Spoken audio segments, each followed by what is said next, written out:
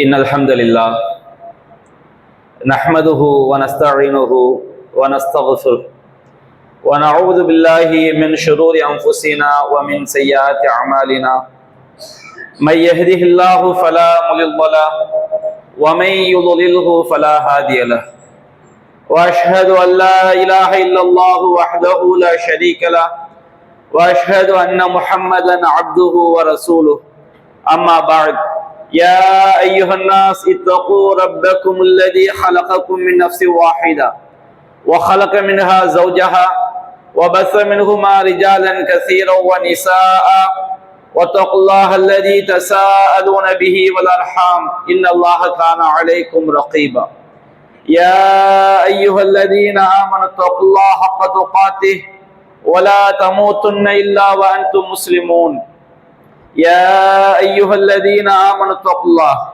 وقولوا قولا سديدا يصلح لكم أعمالكم ويغفر لكم ذنوبكم ومن يطع الله ورسوله فقد فاز فوزا عظيما إن أصدق الحديث كتاب الله وخير الهدي هدي محمد وشر الأمور محدثاتها وكل محدثة بدعة وكل بدعة ضلالة وكل ضلالة في النار اللهم صل على محمد وعلى آل محمد كما صليت على إبراهيم وعلى آل إبراهيم إنك حميد مجيد اللهم بارك على محمد وعلى آل محمد كما باركت على إبراهيم وعلى آل إبراهيم إنك حميد مجيد அளவிலா அருளாளனும் நிகரிலா பேரன்புடையவனுமாகிய எல்லாம் வல்ல அல்லாஹுவின் திருப்பெயரால் ஆரம்பம் செய்கின்றேன். அன்பிற்குரிய பெரியோர்களே, தாய்மார்களே, சகோதர சகோதரிகளே, அல்லாஹுடைய மாபெரும் கிருபையினால் நாம் கடந்த ஜும்மாக்களில் மரணித்த நம்முடைய பெற்றோர்களுக்காக, உறவினர்களுக்காக செய்ய வேண்டிய மார்க்க கடமைகள் தொடர்பாக அல்லாஹும் அல்லாஹுடைய தூதரும் கூறிய பல செய்திகளை நாம் தெரிந்து கொண்டோம். இது தொடர்பான கடந்த ஜும்மா உரையிலே இறந்தவர்கள் விட்டு சென்ற கடனை அடைப்பது அது எவ்வளவு முக்கியத்துவம் வாய்ந்தது, அது எவ்வாறு மரணித்தவர்களுக்கு பலனளிக்கும் என்பது தொடர்பாக நாம் பார்த்தோம். அதே போன்று நபிகள் நாயகம் ஸல்லல்லாஹு அலைஹி வஸல்லம் அவர்கள் மரணித்தவர்களுக்கு விடுபட்ட கடமையான நோன்பை நோற்பதற்கும் அவருடைய உறவினர்களுக்கு வழிகாட்டி இருக்கின்றார்கள். சஹீஹுல் புகாரியிலே 1936வது செய்தியாகவும் 1953வது செய்தியாகவும் பதிவு செய்யப்பட்டிருக்கிறது. நபிகள் நாயகம் ஸல்லல்லாஹு அலைஹி வஸல்லம் அவர்கள் சொல்கிறார்கள், மன் மாத்த அலைஹி சியாமுன் சாம அன்ஹு வலியுஹு, யார் அவர் மீது நோன்பு கடமையாக இருக்கக்கூடிய நிலையில் மரணித்து விட்டாரோ அவரின் சார்பாக அவருடைய நெருங்கிய உறவினர், மகனோ மகளோ மனைவியோ அல்லது உடன் பிறந்த அண்ணன் தம்பிகளோ, நெருங்கிய உறவினர் அவர் சார்பாக அந்த நோன்பை நோற்கட்டும் என்று நபிகள் நாயகம் ஸல்லல்லாஹு அலைஹி வஸல்லம் அவர்கள் வழிகாட்டுகிறார்கள். இது கடமையான நோன்பிற்கு மட்டும்தான். அல்லது சிலர் ஏதாவது ஒரு காரியத்தை நேர்ச்சை செய்திருப்பார்கள், இது நடந்தால் நான் இத்தனை நோன்பு நோற்பேன் என்பது. நேர்ச்சை என்பது கண்டிப்பாக நிறைவேற்ற வேண்டிய வணக்கம். அப்போ ஒருவர் ஒரு நோன்பு நோற்பதை நேர்ச்சையாக அவர் தன் மீது விதியாக்கி கொண்டு மரணித்து விட்டார் என்று சொன்னார், அல்லது கடமையான நோன்பு அவர் மீது கடமையாக இருக்கக்கூடிய நிலையில் அவர் மரணித்து விட்டார் என்று சொன்னால் அவர் சார்பாக அவருடைய நெருங்கிய உறவினர்கள் அந்த நோன்பை நோக்கலாம் என நபிகள் நாயகம் ஸல்லல்லாஹு அலைஹி வஸல்லம் அவர்கள் நமக்கு கற்றுத் தந்திருக்கின்றார்கள். இதுல இன்னொரு விஷயத்தை நாம் விளங்கிக் கொள்ள வேண்டும். அல்லாஹ் ரப்பல் ஆலமீன் திருமறை குர்ஆனில் கூறுகின்றான், சூரத்துல் பக்ராவிலே 185வது வசனத்தில் அல்லாஹ் கூறுகின்றான், வமன் கான மரீலன் அவ் அலா சஃபரின் ஃபஇத்தத்து மின் அய்யாமின் உஹர், யார் நோயாளியாகவோ அல்லது பயணத்திலோ இருக்கிறாரோ அவர் வேறு நாட்களில் நோற்றுக் கொள்ளட்டும் என்று அல்லாஹ் ரப்பல் ஆலமீன் சொல்லி காட்டுகிறார். அப்ப இந்த மாதிரி அவர் மரணித்திருக்க வேண்டும். அவருக்கு சில கடமையான நோன்புகள் விடுபட்டு இருக்கும். அதை நோற்பதற்குரிய காலகட்டத்தில் அவர் ஆரோக்கியமாக வாழ்ந்து அந்த நோன்புகளை நோற்பதற்கு முன்பாகவே அவர் மரணித்து விட்டார் என்று சொன்னால் அவர் சார்பாக அவருடைய நெருங்கிய உறவினர்கள் எத்தனை நோன்பு கடமையான நோன்பு அவருக்கு விடுபட்டதோ அல்லது நேர்ச்சையான நோன்பு இருக்கும் என்று சொன்னால் அதை அவர் நிறைவேற்றலாம். இப்பொழுது ஒருவர் ரமலான் மாதத்திலேயே நோய்வாய்ப்பட்டு விட்டார். அந்த நோயிலிருந்து நீங்காமலேயே அவர் மரணித்து விட்டார் என்று சொன்னால் அவர் சார்பாக நிறைவேற்ற வேண்டிய அவசியம் இல்லை. இது யார் சார்பாக நிறைவேற்ற வேண்டும் என்று சொன்னால் அல்லாஹ் ரப்பல் ஆலமீன். இப்பொழுது நாம் ஆரோக்கியமாக இருக்கின்றோம். ரமதான் மாதத்திலே நமக்கு ஒரு நோய் ஏற்பட்டு விட்டது, சாதாரண ஒரு காய்ச்சல் ஏற்பட்டு விட்டது. அப்ப அல்லாஹ் கூறுகின்றான், நீங்கள் பயணத்தில் இருந்தால் ரமதான் மாதத்தில் நாம் ஒரு பயணம் செய்ய வேண்டிய நிலைமை நமக்கு ஏற்பட்டு விட்டது, அல்லது நமக்கு ரமதான் மாதத்திலே ஒரு நோய் ஏற்பட்டு விட்டது. நாம் அந்த நோன்பை, அந்த நோய் ஏற்பட்ட காலம் அளவிற்கு 4 நோன்பு 5 நோன்பு 10 நோன்பு விடுபடும். அப்ப அந்த நோன்பை நாம் என்ன செய்வோம்? ரமதான் மாதம் முடிந்த பிறகு நாம் ஆரோக்கியமாக உள்ள மற்ற நாட்களில் நாம் அந்த நோன்பை நோற்றுக்கொள்வோம். அது போன்று இவருக்கு சாதாரண ஒரு நோய் ஏற்பட்டு அல்லது ஒரு ரமதான் மாதத்தில் ஒரு பயணத்தில் இருந்திருப்பார், இது போன்ற காரணங்களால் அவர் நோன்பை, கடமையான நோன்பு அவருக்கு விடுபட்டு இருக்கும். ரமதான் மாதத்திற்கு பிறகு அந்த நோன்பு நோக்கக்கூடிய அளவிற்கு அவர் ஆரோக்கியமாக வாழ்ந்திருப்பார், ஆனால் நோன்பு நோக்காமலே மரணித்திருப்பார். அப்படி மரணித்தால் மட்டும்தான் அவர் சார்பாக அவருடைய உறவினர்கள் நோன்பு நோக்க வேண்டும். இப்பொழுது ஒரு ஆள் வாழும் போதே அவர் நிரந்தர நோயாளியாக இருக்கின்றார். நிரந்தர நோயாளியாக இருந்தால் அவருக்கு நோன்பு கடமையே கிடையாது. இப்ப ஒருவர் என்ன செய்கின்றார், அவருக்கு ஏதாவது ஒரு சக்கரை வியாதி இருக்குது, நோன்பு நோட்டால் அவரால் நோன்பு நோக்கவே முடியாத நிலையில் வாழ்கின்றார். இவருக்கு 5 ஆண்டு 10 ஆண்டு நோன்பு விடுபட்டு இருக்கும். இவர் மரணித்து விட்டால் இவர் சார்பாக அவருடைய உறவினர்கள் நோக்க வேண்டிய கடமையும் கிடையாது, அவசியமும் கிடையாது. ஏனென்றால் அவருக்கே நோன்பு கடமை இல்லை. அவர் நோன்பு நோக்க முடியாத நிலையில் தான் வாழ்ந்து மரணித்திருக்கின்றார். அப்ப ஒருவர் வாழும் பொழுது அவருக்கு நோன்பு கடமை இல்லாத நிலையில ஒரு நிரந்தரமான நோயினால் பாதிக்கப்பட்டவராக இருந்தால், அல்லது ஒருவர் ரமதான் மாதத்தில் நோய்வாய்ப்பட்டு அந்த நோன்பை அவர் மீண்டும் நோற்பதற்குரிய ஆரோக்கியம் கிடைக்காமலேயே மரணித்து விட்டார் என்று சொன்னால், அவர் சார்பாக அவருக்கு நோன்பே கடமை இல்லை எனும் பொழுது அவர் சார்பாக உறவினர்கள் அந்த நோன்பை நோக்க வேண்டிய அவசியம் கிடையாது. அதே நேரத்துல ஒருவர் ரமதான் மாதத்தில் சில நோன்புகள் அவருக்கு விடுபட்டு இருக்கிறது, அவர் அந்த மாதத்திற்கு பிறகு ஆரோக்கியமாக வாழ்ந்திருக்கின்றார், விடுபட்ட நோன்புகளை அவர் நோக்கவும் இல்லை. இந்த நிலையில அவர் மீது நோன்பு கடமையாக இருக்கக்கூடிய நிலையில் அவர் மரணித்து விட்டார் என்று சொன்னால், அவருடைய நெருங்கிய உறவினர்கள் அவர் சார்பாக அந்த நோன்பை நோக்கும் பொழுது அதற்குரிய கூலியை அல்லாஹ் அவருக்கு என்ன செய்கின்றான், கொடுக்கின்றான். அதே போன்று சஹீஹுல் புகாரியில் 1936 செய்தியாக பதிவு செய்யப்பட்டிருக்கிறது. ஒரு பெண்மணி நபிகள் நாயகம் ஸல்லல்லாஹு அலைஹி வஸல்லம் அவரிடம் வருகின்றார். வந்து அவர் கேட்கின்றார், அல்லாஹ்வின் தூதரே, இன்ன உம்மி மாத்தத் வஅலைஹா ஸௌமு ஷஹ்ரி, என்னுடைய தாய் வந்து 1 மாத நோன்பு கடமையாக இருக்கக்கூடிய நிலையில வந்து அவர் மரணித்து விட்டார். அவருடைய தாய் வந்து 1 மாத காலம் அவர் நோன்பு நோக்கவில்லை. ஏதாவது ஒரு காரணத்தினால், பெண்களுக்கு பல காரணங்கள் இருக்கலாம், அப்போ பயணத்தில் இருந்திருக்கலாம், மாதவிலக்கு காரணமாக இருக்கலாம், கருவூற்று இருக்கலாம், அல்லது பாலூட்டக்கூடிய நிலையில் இருந்திருக்கலாம். அப்போ 1 மாத கால நோன்பு கடமையாக இருக்கக்கூடிய நிலையில அவங்க அந்த நோன்பை மீண்டும் நோக்காமலேயே அவங்க என்ன செஞ்சிட்டாங்க, மரணித்து விட்டார்கள். அது ஐத்தி, அப்ப நான் என் தாய் சார்பாக நோன்பு நோக்கலாமா அப்படின்னு என்ன செய்யறாங்க, ஒரு பெண்மணி வந்து நபிகள் நாயகம் ஸல்லல்லாஹு அலைஹி வஸல்லம் அவங்கள்ட்ட கேட்கிறாங்க. அப்ப நபிகள் நாயகம் சொன்னாங்க, அது ஐத்தி லவ்கான அலைஹா தைனுன் அகுந்தி தக்லீனஹு, அதாவது உன்னுடைய தாயின் மீது ஒரு கடன் இருந்தால், அந்த கடனை உன் தாய் அடைக்காமல் மரணித்து விட்டால் அதை நீ நிறைவேற்றுவாய் அல்லவா நபியானாய் கேட்கிறாங்க.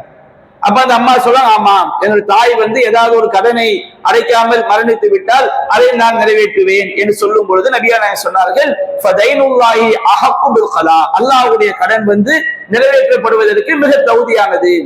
அப்ப இறந்தவர்கள் சார்பாக அவங்க கடமையான நோன்பு மட்டும், கடமையான நோன்பு தான் அல்லது நேர்ச்சைக்குரிய நோன்பு, இந்த கடமையான நோன்பு அவர்கள் மீது இருக்கக்கூடிய நிலையில அவர்கள் பாக்கி வைத்த நிலையில் மரணித்து விட்டார் என்று சொன்னால் அவர் சார்பாக அவருடைய உறவினர்கள் அந்த நோன்பை நிறைவேற்ற வேண்டும். இது இறந்தவர்களுக்கு செய்ய வேண்டிய கடமை என்பதை நாம் புரிந்து கொள்ள வேண்டும். அதே போன்று சுன்னத்தான நோன்பு, எங்க வாப்பக்காண்டி நான் நோன்பு வைக்கிறேன், உம்மாக்காண்டி நோன்பு வைக்கிறேன், இதெல்லாம் மார்க்கத்துல கிடையாது. மார்க்கம் எதை நமக்கு வழிகாட்டி இருக்கிறதோ அதை மட்டும்தான் நாம் செய்ய வேண்டும். அதுபோன்று மரணித்தவர்கள் ஹஜ்ஜு கடமையான நிலையில மரணிச்சுட்டாங்கன்னு சொன்னோம்னா அவங்களுடைய உறவினர்கள் அவங்க சார்பாக ஹஜ் என்ன செய்யலாம், நிறைவேற்றலாம். ஹஜ் யாருக்கு கடமை? அல்லாஹ் ரப்பல் ஆலமீன் திருமறை குர்ஆனில் கூறுகின்றான், வலில்லாஹி அலன்னாஸி ஹஜ்ஜுல் பைத்தி மன் இஸ்ததாஅ இலைஹி சபீலா, யார் அந்த ஆலயத்திற்கு செல்வதற்கு சக்தி பெற்றிருக்கிறாரோ, கஅபத்துல்லா ஆலயத்திற்கு செல்வதற்குரிய சக்தி என்று சொன்னால் பொருளாதார வசதி, உடல் ஆரோக்கியம், இவை அனைத்தையுமே எடுத்துக்கொள்ளும். அப்ப யார் அந்த ஆலயத்திற்கு செல்வதற்கு சக்தி பெற்றிருக்கிறார்களோ அந்த மனிதர்கள் மீது அந்த ஆலயத்தை ஹஜ்ஜி செய்வது கடமை என்று அல்லாஹ் என்ன செய்கின்றான், நமக்கு குர்ஆனிலே ஹஜ்ஜை கட்டாய கடமை என்று அல்லாஹ் குறிப்பிடுகின்றான். அப்போ ஒருவனை செய்கின்றார், செல்வ வசதி படைத்தவராக இருக்கின்றார், ஆரோக்கியமாக இருக்கின்றார், செல்வ வசதி படைத்தவராக இருக்கின்றார். ஹஜ் அவர் மீது கடமையாகி விட்டது. ஆனா ஏதோ சில காரணங்களால் ஹஜ் செய்ய முடியாமல் ஆண்டுகள் பல கடந்து விட்டது. இப்ப இவர் மரணித்து விட்டார் என்று சொன்னால் இவருக்காக ஹஜ்ஜை நிறைவேற்றலாம் என்று சொன்னால் கடமையான ஹஜ்ஜை ஒரு தடவை என்ன செய்யலாம், அவர் சார்பாக நிறைவேற்றினால் அவருக்குரிய கூலி அல்லாஹ் கொடுப்பான். ஒரு ஆள் வாழும் போதே ஹஜ்ஜு கடமையாக நிலையில வாழ்ந்தார், ஏழையாகவே வாழ்கின்றார். அவர் மரணிக்கும் போதும் ஏழையாகவே மரணிக்கின்றார். இவர் சார்பாக நிறைவேற்ற வேண்டிய கடமை கிடையாது. ஏனென்றால் அவருக்கு கடமையாக நிலையில் தான் அவர் என்ன செய்திருக்கின்றார், மரணித்திருக்கின்றார். ஒருவர் வாழ்நாள் எல்லாம் உடல் ஆரோக்கியமற்றவராக இருக்கின்றார், அவர் ஹஜ்ஜுக்கு போக முடியாது. அப்ப இவர் சார்பாக நிறைவேற்ற வேண்டிய ஒரு அவசியம் என்ன செய்யாது, கிடையாது. நபிகள் நாயகம் ஸல்லல்லாஹு அலைஹி வஸல்லம் அவங்க கிட்ட ஒரு பெண்மணி கேட்கின்றார். இப்னு அப்பாஸ் ரலியல்லாஹு அன்ஹு அறிவிக்கிறாங்க. சஹீஹ் முஸ்லிம் 2376வது செய்தியாக பதிவு செய்யப்பட்டிருக்கிறது. அல்லாஹ் அந்த ஹஸாமியா என்ற கோத்திரத்தை சார்ந்த ஒரு பெண்மணி நபிகள் நாயகம் ஸல்லல்லாஹு அலைஹி வஸல்லம் அவரிடம் கேட்கின்றார், யா ரசூலல்லாஹ், இன்ன அபி ஷேகுன் கபீருன் அலைஹி ஃபலீலத்துல்லாஹி ஃபில் ஹஜ். என்னுடைய தந்தை வயோதிகராகிவிட்டார், அல்லாஹ்வுக்காக செய்ய வேண்டிய ஹஜ்ஜுடைய கடமை அவர் மீது இருக்கிறது. அப்ப அவர் எப்படி இருந்திருக்கின்றார், ஒருவர் வயோதிகராக ஆகிவிட்டால் அவருக்கு ஹஜ் செய்வதற்கு எந்த வசதியும் இல்லை. அதே நேரத்தில் வசதி வரக்கூடிய காலகட்டத்தில் பெரிய வயோதிகரா ஆயிட்டான் வச்சுக்கிடுங்க, இப்ப அவருக்கு கடமை ஆகாது, ஹஜ்ஜுக்கு போகக்கூடிய தகுதி அவருக்கு இல்லை. அதே நேரத்தில் ஒருவர் ஹஜ்ஜு கடமையாகி அவர் அதை நிறைவேற்றாமல் வயோதிக பருவத்தை அடைந்து விட்டார், அவர் சார்பாக அதை செய்ய முடியாது, அவரால் ஹஜ்ஜுக்கு சென்று கடமை நிறைவேற்ற முடியாது. அப்ப அவர் சார்பு அந்த பெண் கேட்கின்றார், அவரால் ஒட்டகத்துடைய முதுகில் கூட சரியா உட்கார முடியாது. இன்றைய காலகட்டத்தை எடுத்துக்கொண்ட பிளைட்ல ஏற முடியாது, ஒரு காலை எடுத்து வைக்க முடியாது, எதிரையும் பயணிக்க முடியாது. அந்த மாதிரி நிலையில் ஒருவர் ஆகிவிட்டார் என்று சொன்னால் அவர் சார்பாக, என்னுடைய தந்தை சார்பாக நான் என்னுடைய அந்த ஹஜ்ஜை நான் நிறைவேற்றலாமா அப்படின்னு கேட்கிறாங்க. அப்ப நபிகள் நாயகம் சொன்னாங்க, ஃபஹுஜ்ஜி அன்ஹு, உன் தந்தை சார்பாக அவருடைய ஹஜ்ஜை நிறைவேற்றி என்று நபிகள் நாயகம் ஸல்லல்லாஹு அலைஹி வஸல்லம் என்ன செய்றாங்க, சொல்லி காட்டுறாங்க.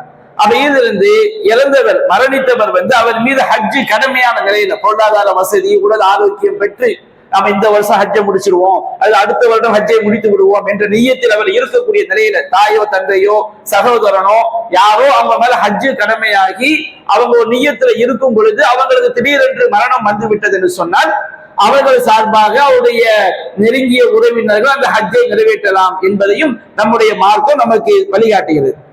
அதே போன்று மரணித்தவர்கள் சார்பாக தர்மம் செய்வதை நம்முடைய மார்க்கம் நமக்கு வழிகாட்டி இருக்கின்றது. சஹீஹுல் புகாரியில 2762வது செய்தியாக பதிவு செய்யப்பட்டிருக்கிறது. சஅத் இப்னு உபாதா ரலியல்லாஹு அன்ஹு அவர்கள் நபிகள் நாயகம் ஸல்லல்லாஹு அலைஹி வஸல்லம் அவங்கள்ட்ட வர்றாங்க. இவங்க ஒரு பயணத்துல வெளிநாட்டிலேயோ வெளியூர்லயோ இருக்கும் பொழுது அவங்களுடைய தாய் திடீரென்று மரணித்து விட்டார்கள். அப்ப இவர் நபிகள் நாயகம் ஸல்லல்லாஹு அலைஹி வஸல்லம் அவங்கள்ட்ட வர்றாங்க. சொல்றாங்க, அல்லாஹ்வின் தூதரே, நான் வெளியூர்ல இருக்கும் போது என்னுடைய தாய் மரணித்து விட்டார். அப்போ என்னுடைய தாய்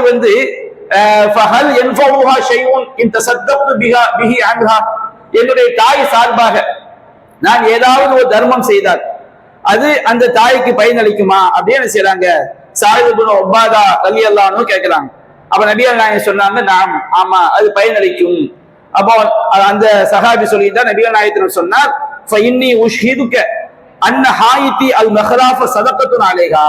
அல்லாஹ்வின் தூதரே, நான் உங்களை சாட்சியாக ஆக்குகிறேன், என்னுடைய இந்த தோட்டம், அவருக்கு ஒரு தோட்டம் இருக்கிறது, இந்த தோட்டம் என் தாய் சார்பாக நான் அதை தர்மமாக கொடுக்கின்றேன் என்று என்ன செய்கின்றார். அந்த இடத்திலேயே அந்த நன்மை தன்னுடைய மரணித்த தாய்க்கு சேர வேண்டும் என்ற எண்ணத்தில் நம்ம உள்ளத்துல நினைக்கிறது தான்.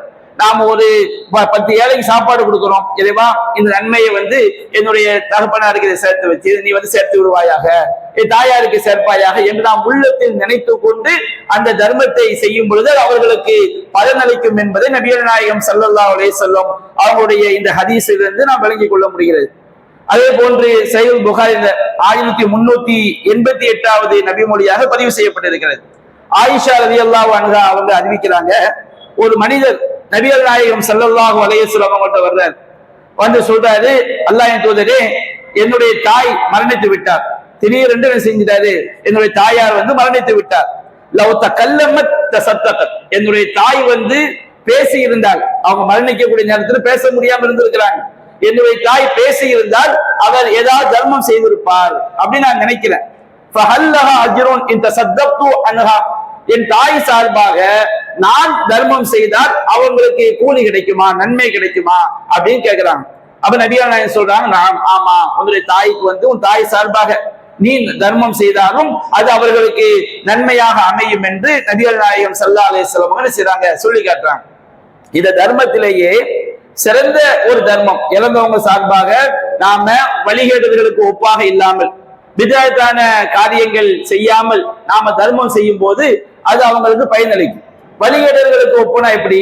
நம்முடைய சமுதாயத்திலேயே நிறைய பிதஅவான காரியங்கள் இருக்குது. இறந்து போன வீட்டுல என்ன செய்வாங்க, 2ஆம் பாத்தியா 7ஆம் பாத்தியான்னு சொல்லி சாப்பாடு ஆக்கி சாப்பிடுவாங்க. நபிகள் நாயகம் என்ன சொல்லி காட்டுறாங்க, எந்த வீட்டிலேயாவது மரணம் நடைபெற்று விட்டால் அந்த வீட்டுல உள்ளவங்க அழுது சமைக்க முடியாம சிரமத்துல இருப்பாங்க.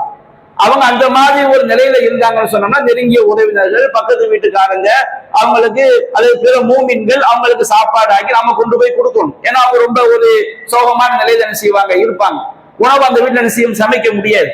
நபிகள் நாயகம் ஸல்லல்லாஹு அலைஹி வஸல்லம் காலத்துல ஜாஃபர் ரலியல்லாஹு அவங்க மரணிக்கும் பொழுது நபிகள் நாயகம் ஸல்லல்லாஹு அலைஹி வஸல்லம் சொன்னாங்க, இஸ்ராஊலி ஆலி ஜாஃபரின் துஆமன், ஜாஃபருடைய குடும்பத்துக்கு நீங்க சாப்பாடை ரெடி பண்ணி கொடுங்கன்னு ரசூல் ஸல்லல்லாஹு அலைஹி வஸல்லம் அவங்க சஹாபாக்களுக்கு என்ன செஞ்சாங்க, உத்தரவிட்டாங்க. நம்முடைய சமூகத்தை எடுத்துக்கிட்டோம்னு சொன்னோம்னா, இங்க நம்ம சமுதாயத்துல ரொம்ப மோசமான மார்க்கெட்ல வழிகாட்டப்படாத ஒரு பிதஅவான காரியம் இருக்குது. இறந்து போன மறுநாளைக்கு அந்த வீட்டுல என்ன செய்யறது, சாம்பார் கறி சால்னா ஆக்கி சாப்பாடு வைக்கிறது. அல்லாஹ்வுடைய கிருபையில இது விழிப்புணர்வு ஏற்பட்டு அதிகமான மக்களை தவிர்த்து கொள்கிறார்கள். இப்படி இறந்து போன வீட்டுல ஒரு சாப்பாடு ஆக்கி சாப்பிடுவது என்பது மனித நேயத்திற்கு ஒத்தது கிடையாது. மார்க்கம் அப்படி சொல்லவும் இல்லை. அவங்க மேல ஒரு சுமையை சுமக்கக்கூடிய காரியமாக அப்படி ஆகிவிடுகிறது. மைய வீட்டுல போய் என்ன செய்யறது, சாப்பாடாக்கி கல்யாண வீடு மாதிரி அதை ஒரு கொண்டாட்டமாக, நம்ம ஊர்ல கூட ஒரு பழமொழி கூட சொல்லுவாங்க. என்ன பழமொழி? இறந்தவங்க வாயில மண்ணு, இருக்கிறவங்க வாயில என்னது சோறுன்னு சொல்லி, அந்த அளவிற்கு ஒரு பழமொழியாக சொல்லக்கூடிய அளவிற்கு இன்றைக்கு அந்த கலாச்சாரம் நம்முடைய சமுதாயத்தில் இருந்துச்சு. இது போன்ற ஒரு கலாச்சாரம் மார்க்கத்துல இல்லை. அப்ப நபிகள் நாயகம் சொல்லி காட்டுறாங்க, இதெல்லாம் பிதஅவான காரியங்கள். அப்ப மார்க்கம் சொல்லியது, அந்த சப்தகத்தி கையினா பலைசம் என்ன, யார் நம்ம அல்லாதவர்களுக்கு ஒப்பாக நடக்கிறாரோ அவர் நம்மை சார்ந்தவர் கிடையாது. இறந்தவர் சார்பாக தர்மம் செய்யலாம், ஆனால் அது பிதஅத்வாதிகளுக்கு ஒப்பாக ஆகிவிடக் கூடாது. வீட்டுல ஃபுல்லா பெரிய சாப்பாடு வைப்பாரு, சாப்பாடு வைத்து விட்டு அவர் சொல்வாரு, நான் என்ன செய்து விட்டேன், என்னுடைய தாய் சார்பாக சாப்பாடு ஆக்கி ஏழைகளுக்கு கொடுத்தேன். ஆனா அவருடைய நோக்கம் ஏழைகளுக்கு கொடுப்பதா இருக்காது. ஊருடைய அந்த பிதஅவான காரியத்தை, கலாச்சாரத்தை நியாயப்படுத்தக்கூடிய வகையில் ஒரு காரியத்தை செய்துவிட்டு நான் இந்த நோக்கத்திலே செய்தேன் என்று சொல்லக்கூடாது. அப்ப எந்த நேரத்திலும் கொள்கை, அதாவது மார்க்கத்துக்கு மாற்றமானவர் செய்யக்கூடிய காரியங்களுக்கு ஒப்பாக இருக்கக்கூடாது. யாருக்கும் தெரியாம ஒரு 10 ஏழைகளுக்கு சாப்பாடு ஆக்கி பார்சல் கட்டி கொண்டு போய் கொடுக்கிறார் என்னுடைய தகப்பனார் சார்பாக, அது மரணித்த 2ஆவது நாள் தான் செய்யணும் கிடையாது, 7ஆவது நாள் தான் செய்யணும் கிடையாது. அவர் ஏதோ ஒரு நாள்ல, அவர் விரும்பிய ஒரு நாள்ல அவர் கொண்டு போய் கொடுத்து அவர் மனசை நினைச்சுக்கிறாரு, இறைவா நன்மைய என்னுடைய தகப்பனாருக்கு சேர்த்து வைப்பாயாக, அவர் ஈமான்தாரியாக நம்முடைய வெளிப்படையான பார்வையில அல்லாஹ்விற்கு இணை வைக்காமல் நல்ல மூமினாக மரணித்திருந்தார் என்று சொன்னால் இறைவா நன்மையை அவருக்கு சேர்த்து வைப்பாயாக என்று நம்ம என்ன செஞ்சுக்கலாம், அவங்க சார்பா நம்ம உணவு வாங்கி கொடுக்கலாம், அது போன்று பள்ளிவாசல் குர்ஆன் வாங்கி கொடுக்கலாம், அதுபோல் நிரந்தர தர்மங்களை செய்யலாம். நபிகள் நாயகம் ஸல்லல்லாஹு அலைஹி வஸல்லம் அவங்க சொன்னாங்க, இதா மாத்தல் இன்சானு இன்கதா அன்ஹு அமலுஹு குல்லு, ஒரு மனிதன் மரணித்து விட்டால் அவருடைய எல்லா செயல்களும் நின்று போய் விடுகிறது. இல்லாமல் சதகத்தின் ஜாரியா, நிரந்தரமான தர்மம் அவனுக்கு பயனளிக்கும். இல்முன் யுன்தஃபு பிஹி, பயனுள்ள கல்வி, அது அவன் வாழும் போது அவன் மக்களுக்கு மார்க்க கல்வியை போதித்திருந்தான், ஒரு பேச்சு வடிவிலோ அல்லது ஒரு புஸ்தகமாகவோ அவன் போதித்திருந்தால் அவன் மரணித்த பிறகு அவனுடைய கல்வி மக்களுக்கு பயனளிக்கக்கூடிய காலமெல்லாம் அவனுக்கு நன்மை சேர்ந்து கொண்டே இருக்கும். வலதுல் சாலிஹுன் எதுவும் அவனுக்காக பிரார்த்தனை செய்யக்கூடிய நல்லொழுக்கம் உள்ள குழந்தை. அப்ப நபிகள் நாயகம் ஸல்லல்லாஹு அலைஹி வஸல்லம் அவங்க இந்த செய்தியை சொல்றாங்க, ஒருவன் உயிரோடு வாழும் போது அவன் நிரந்தரமான ஒரு தர்மத்தை செய்திருந்தான் என்று சொன்னால், சதகத்தும் ஜாரியாவாக ஒரு காரியத்தை செய்திருந்தால் அவனுடைய மரணத்திற்கு பிறகு அவனுக்கு நன்மையாக சேரும் அப்படின்னு சொல்லி காட்டுறாங்க. அது போக நாம இப்ப சுட்டி காட்டிய இந்த ஹதீஸ்கள் என்ன சொல்லுது, இறந்தவர் சார்பாக தர்மம் செய்யலாம் என்பது நபிகள் நாயகம் ஸல்லல்லாஹு அலைஹி வஸல்லம் பொதுவாக என்ன செய்யறாங்க, அனுமதி கொடுக்குறாங்க. அப்ப இறந்தவர்கள் சார்பாக நாம தர்மம் செய்யும் போது அது ஒரு சதக்கத்துல் ஜாரியாவாக இருந்தால் மிக சிறந்ததாக இருக்கும். நீடித்து நிற்கக்கூடிய ஒரு தர்மமா இருக்கலாம். ஒருவருக்கு நம்ம ஒரு போரிங், ஒரு வீட்டுல ஏழையா இருக்கிறாங்க, அவங்களுக்கு நாம ஒரு போரிங் போட்டு கொடுக்கலாம். அது கழிவறை வசதி இல்லாம இருக்கலாம் வச்சுக்கிடுங்க. சில இடங்கள்ல ஜமாத்துல சில ஏழை வீட்டு பெண்கள் முறையிடுவாங்க, எங்க வீட்டுல கக்கூஸ் வசதி கிடையாது, ஒரு கக்கூஸ் நீங்க என்ன செய்யுங்க கட்டி கொடுங்கன்னு கேட்கலாம் வச்சுக்கிடுங்க. நாம அவங்களுக்கு செஞ்சு கொடுக்கலாம். எத்தனையோ தெரு பகுதிகளில் ரோடு வசதி இல்லாம மக்கள் இருப்பாங்க. அப்போ ஒரு ஆளுக்கு பெரிய வசதி இருக்குது, நம்ம தகப்பனாருக்கு நிரந்தர நன்மையா சேரட்டும், நாம இந்த தெருக்கு என்ன செய்வோம், நம்ம செலவுல ஒரு ரோடு போட்டு கொடுப்போம், ஒரு ஆசிரியரான வைத்துக் கொள்ளுங்கள். உண்மையிலே நிரந்தர சதக்கத்துல் ஜாரியாவாக அவங்களுக்கு என்ன செய்யும், அமைந்துவிடும். அதே போன்று இந்த நேரத்துல இன்னொரு விஷயத்தையும் நம்முடைய ஜமாத்துடைய மக்களுடைய கவனத்துக்கு கொண்டு வருகின்றேன். நம்முடைய பள்ளிவாசல்ல ஒரு கோரிக்கை வச்சிருக்கிறாங்க, மேல மொட்டை மாடியில தளம் போட வேண்டும். ஏன்னு சொன்னால் தளம் போடவில்லை என்று சொன்னால் அது ஒரு பாதிப்புக்கு உள்ளாகக்கூடிய சூழல் வந்துவிடும். அப்ப அந்த தளம் போடுவதற்காக அந்த மக்கள்கிட்ட உதவி கேட்டுக்கொண்டே இருக்கிறார்கள். அதற்கு 4-5 லட்சம் வரை செலவாகும். இந்த வகைக்காகவும் நாம் என்ன செய்ய வேண்டும், தாராளமாக ஒரு பள்ளிவாசலுக்கு நாம செய்யக்கூடிய உதவி என்பது அது ஒரு சதக்கத்துல் ஜாரியா. இந்த பள்ளி நீடித்திருக்கக்கூடிய காலம் எல்லாம் இதற்கு யாரெல்லாம் உதவி செய்தார்களோ அவங்க அனைவருக்கும் நன்மை பங்கு இருந்து கொண்டே இருக்கும். அப்ப நாம வாழும் போது நம்முடைய சார்பாகவும் தர்மத்தை செய்யலாம், மரணித்தவர்கள் சார்பாகவும் அந்த தர்மங்களை கொடுக்கலாம். அதை நாம கொடுக்கும் போதே இறைவா இதை என் சார்பாகவும் மரணித்த எங்களுடைய தாய்களுடைய சார்பாகவும் இந்த நன்மையை எங்கள் இஹ்லாசான முறையில நீ இதை ஆக்கி கொடு என்ற எண்ணத்திலும் கொடுக்கலாம். நீங்க ஒரு லட்சம் ரூபாய் இருக்குன்னு வச்சுக்கிடுங்க, ஒரு 50,000 ரூபாய் எங்க வாப்பக்காண்டி நான் கொடுக்குறேன், அல்லது இந்த தாயாருக்காண்டி கொடுக்குறேன், அல்லது மொத்தமாகவே ஒரு 1 லட்சத்தை கொடுத்துக்கிறேவா, இதுல கிடைக்கக்கூடிய நன்மை எனக்கும் என்னுடைய தாயார் என்னுடைய தந்தை இவங்களுக்கு நன்மை நீ இஹ்லாசான முறையில் என்னுடைய காரியங்களை மன தூய்மையாக்கி இந்த நன்மை நீ சேர்ப்பாயாக என்ற எண்ணத்திலும் நாம் என்ன செய்யலாம், கொடுக்கலாம் என்பதை நாம் மார்க்கத்துடைய ஆதாரங்களிலிருந்து நாம் விளங்கிக் கொள்கிறோம்.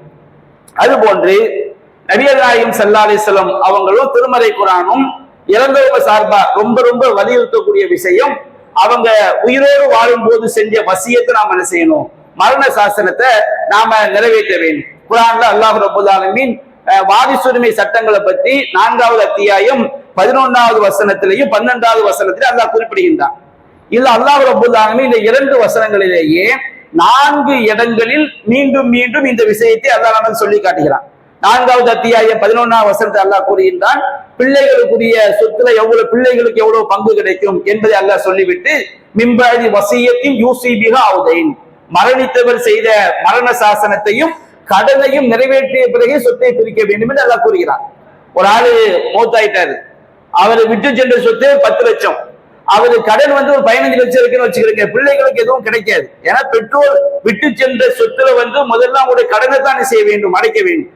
அதற்கு பிறகு வசியத்தை பொறுத்த வரைக்கும் மரணித்த பெற்றோர்கள் 3ல் 1க்கு மேல் செஞ்சிருந்தாங்கன்னா மார்க் அடிப்படை செல்லாது. நபிகள் நாயகம் ஸல்லல்லாஹு அலைஹி வஸல்லம் அவங்க நமக்கு சொல்லி காட்டுறாங்க. ஒரு சஹாபி அவருக்கு ஒரே ஒரு பெண் மகள் தான் இருந்தாங்க.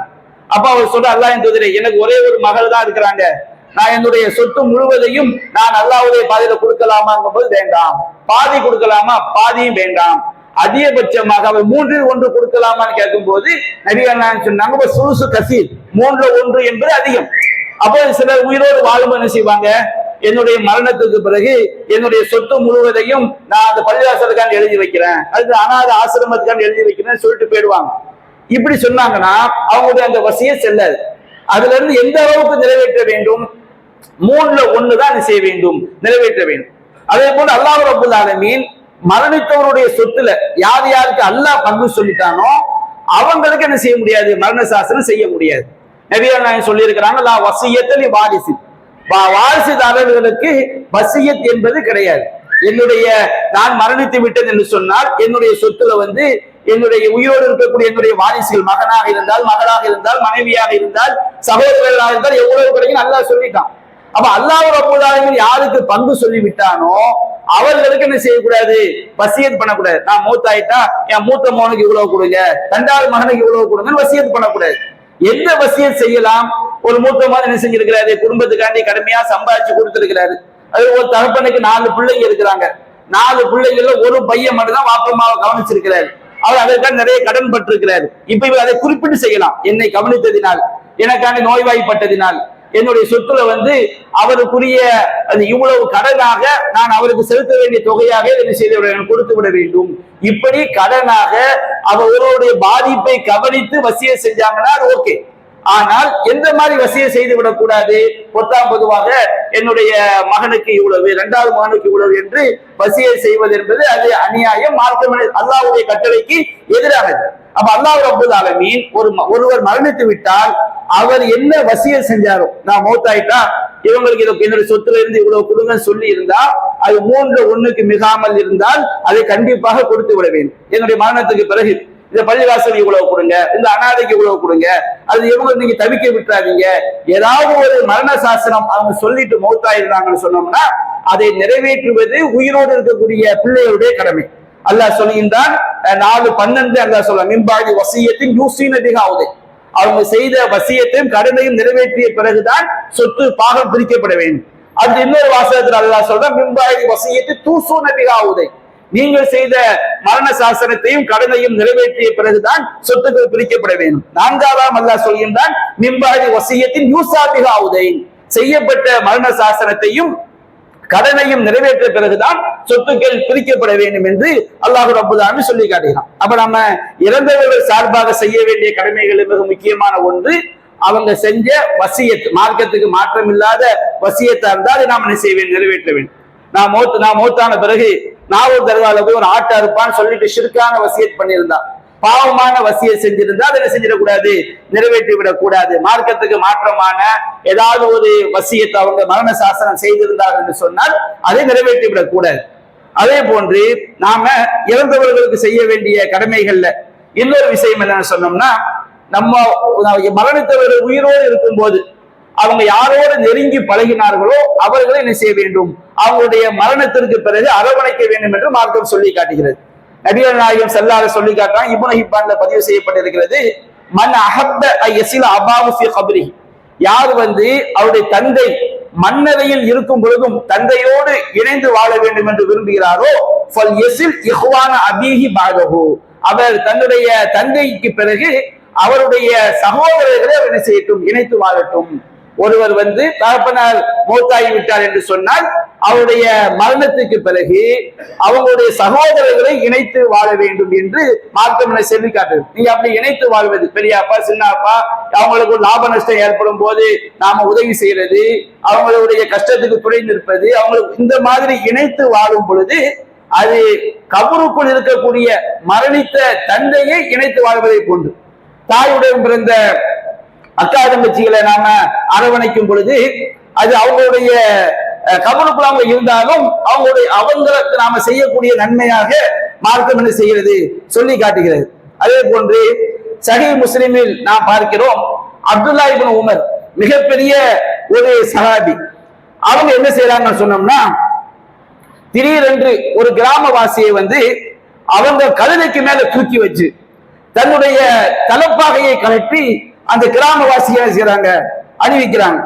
அணிவிச்ச உடனே இதை அந்த இன்னொரு தாபியை பார்க்கிறார். தாபின்னு சொன்னோம்னா சஹாபாக்களுக்கு அடுத்த தலைமுறையில உள்ளவங்க. அவர் இப்னு உமருடைய செயலை பார்க்கிறாங்க. சாதாரண ஒரு கிராமவாசி, அவரை ஒரு கழுதையின் மீது, தன்னுடைய கழுதையின் மீது உட்கார வைத்து தன்னுடைய தலப்பாகையை கலட்டி அவருக்கு அணிவித்து அவரை அழைத்துக் கொண்டே செல்கிறார். அப்போ இவர் கேட்கிறாரு, இப்னு தீனார் என்பவர் கேட்கின்றார், அஸ்லஹக்கல்லாஹ், அல்லாஹ் உங்களுக்கு நல்லிணக்கம் செய்வானாக, இன்னஹும் அஅராப், இவங்க கிராமவாசிகள், வ இன்னஹும் யர்லவுன பில் யஸீர், ரொம்ப கம்மியா அவங்களுக்கு கண்ணிய செஞ்சாலே போதும் அவங்க பொருந்திக் கொள்வாங்க. பொதுவா நம்ம ஒரு ரொம்ப ஏழைப்பாளையங்களுக்கு 5 பத்து கொடுத்தாலே அவங்களுக்கு பெரிய விஷயம். அப்ப இவங்க கிராமவாசிகள், இவங்க ரொம்ப இலகுவான சின்ன உதவியை கூட அவங்க பொருந்திக் கொள்வாங்க. நீங்க அவங்களை தூக்கி உங்க கழுதைக்கு மேல வச்சு உங்க தலப்பாக எடுத்து அவங்களை கட்டி விட்டு நீங்க ஓட்டை கொண்டு செல்கிறீங்களே கேட்கும் போது நபி அந்த இப்னு உமர் சொல்றாங்க, இன்ன அபாஹாதா கான உத்தன் உமர் இப்னு ஹத்தாப், இந்த கிராமவாசி இருக்காரா இல்லையா, இவருடைய தந்தை உமர் இப்னு ஹத்தாப் ரலியல்லாஹு அன்ஹு அவங்களை நேசிப்பவராக இருந்தார். நான் நபியர் நாயகம் சொல்ல செவியேற்றேன், இன்ன அபர்வல் பிர்ரி சிலத்துல் வலதி அஹ்ல உத்தாபி, ஒரு தந்தைக்கு செய்யக்கூடிய பணிவிடைகளிலேயே மிகச் சிறந்த ஒரு பணிவிடை என்னவென்று சொன்னால், அவர் உயிரோடு வாழும் பொழுது அந்த தந்தையை யாரெல்லாம் நேசித்தார்களோ, தந்தையின் நபியெல்லாம் சொன்னால் தந்தைக்கு மட்டும் கிடையாது, தாய்க்கும் இது பொருந்தும். தாய் யாரையெல்லாம் நேசித்தார்களோ அவர்களை நாம் இணைத்து வாழ்வது அந்த தந்தைக்கு செய்யக்கூடிய பணிவிடை என்று நம்முடைய மார்க்கம் என்ன செய்கிறது, சொல்லி காட்டுகிறது. நபிகள் நாயகம் ஸல்லல்லாஹு அலைஹி வஸல்லம் அவங்க வந்து சில நேரங்கள் என்ன செய்வாங்க, பொதுவாக ஆடை இருப்பாங்க. அந்த மாதிரி பொதுவா ஆடை இருக்கும் போது என்ன செய்வாங்கன்னா, நபிகள் அவங்க என்ன செய்வாங்கன்னா, ஹதீஜா ரலியல்லாஹு அன்ஹா ரசூலுல்லாஹ்வுடைய மனைவி, அவங்களுடைய தோழிகளுக்கு என்ன செய்வாங்க, அந்த ஆட்டை அறுத்து என்ன செய்வாங்க, இறைச்சியை வந்து கொண்டு போய் கொடுப்பாங்க. நம்ம ஹதீஸ்ல பார்க்கிறோம், சஹீஹ் முஸ்லிம்ல பதிவு செய்யப்பட்டிருக்கிறது. வகான ரசூலுல்லாஹி ஸல்லல்லாஹு அலைஹி வஸல்லம் அதமாக ஷாத், நபிகள் நாயகம் ஸல்லல்லாஹு அலைஹி வஸல்லம் அவங்க எப்போதாவது ஒரு ஆடு அறுக்கும் பொழுதெல்லாம் அரிசுலு பிகா இலா அஸ்திகாய ஹதீஜா, இந்த இறைச்சியை கொண்டு போய் ஹதீஜாவுடைய தோழிகளுக்கு என்ன செய்யுங்க, கொடுங்க அப்படின்னு செய்வாங்களாம், சொல்லுவாங்களாம். அப்ப நம்ம வீட்டுல ஏதாவது ஒரு விசேஷம் வருது, நம்ம வீட்டுல நல்ல சாப்பாடு ஆக்குறோம், நம்ம தகப்பனாருடைய நண்பர்கள், நம்முடைய தாயாருடைய தோழிகள், இவங்களை வந்து நாம கொடுத்து அவர்களை அரவணைக்க வேண்டும் என்று மார்க்கம் என்ன செய்கிறது, சொல்லி காட்டுகிறது. அதே போன்று இறந்தவர்கள் தொடர்பாக நபிகள் நாயகம் ஸல்லல்லாஹு அலைஹி வஸல்லம் இன்னும் நம்முடைய ஒரு சில விஷயங்களை சொன்னால் ஓரளவு போதுமாகிவிடும் நினைக்கிறேன். அது தொடர்பான விஷயங்களை நாம் இரண்டாவது உரையில் சுருக்கமாக காண்போம். ஆஹிரு தஅவானா அல்ஹம்துலில்லாஹி ரப்பில் ஆலமீன்.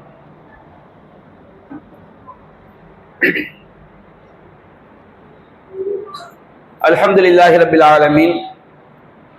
அன்பிற்குரிய சகோதரர்களே, இறந்தவர்கள் தொடர்பாக நாம பேண வேண்டிய மிக முக்கியமான விஷயங்கள்ல ஒண்ணு என்ன சொன்னோம்னா, ஒரு மூமின் மரணித்து விட்டார்னு சொன்னால் அவங்களை நாம என்ன செய்யக்கூடாது, மௌத்தான பிறகு திட்டக்கூடாது.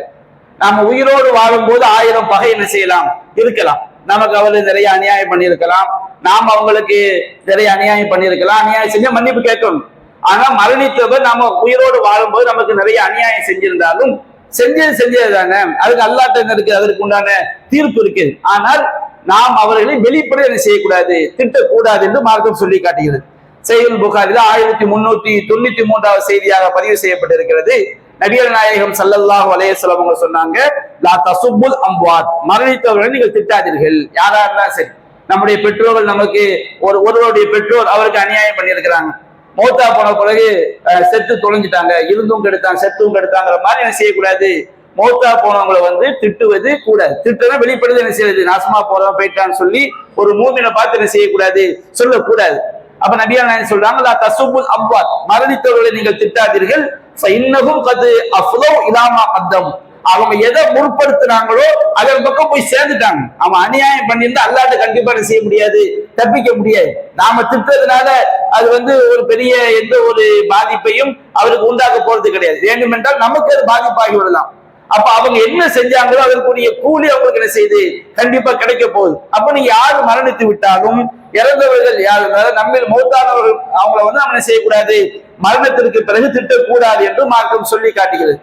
இதுல இன்னொரு விஷயம் இருக்கிறது, அது மிகவும் வீட்டுல என்ன செய்யும், ஒரு ஓட்டு இருக்கும். இப்ப அதெல்லாம் செய்ய முடியாது, பெரும்பாலும் என்ன செய்து விட்டார்கள், அதை இணையமயமாக்கி விட்டார்கள்.